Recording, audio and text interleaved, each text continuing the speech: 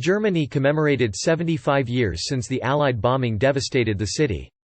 But the milestone has taken on new meaning with the rise of the far right.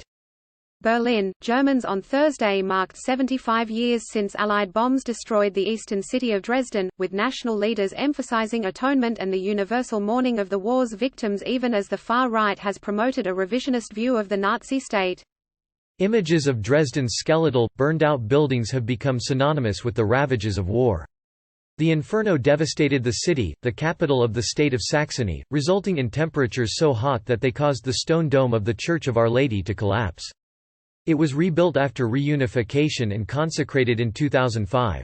But in Germany, the attack also sowed the seeds of debate over victims and responsibility, one that has taken on new meaning as a resurgent far right in the country's east promotes a revisionist history of World War II. Mourning all of the war's victims has been central to Germany's remembrance efforts since reunification in 1990.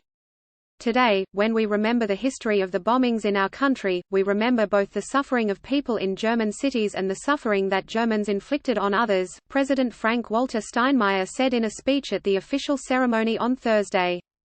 "We, as Germans, do not forget our guilt and we remain true to our responsibility," he said.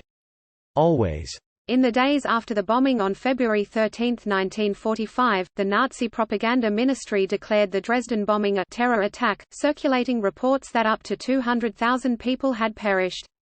These numbers persisted for decades, and Dresden was cast as an innocent victim of war.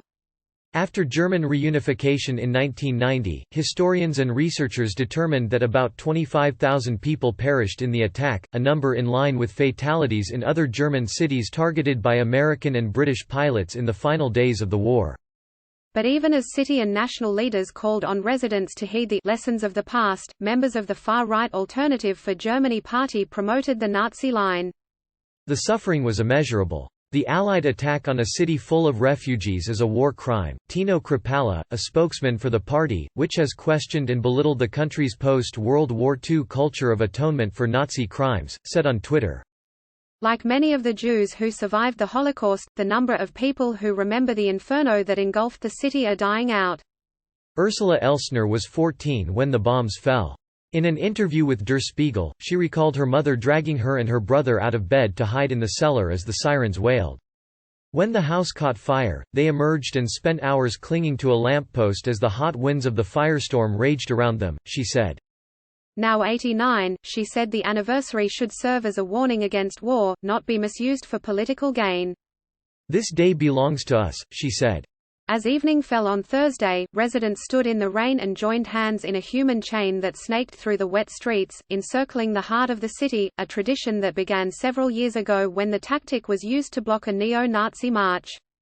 Far-right groups plan to mark the anniversary with a demonstration on Saturday.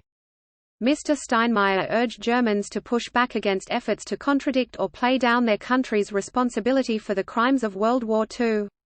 Whoever pits the dead of Dresden against the dead of Auschwitz, whoever seeks to talk down German wrongs, whoever falsifies improved knowledge and historical facts, he said, we as Democrats must loudly and clearly contradict them. We must defy them.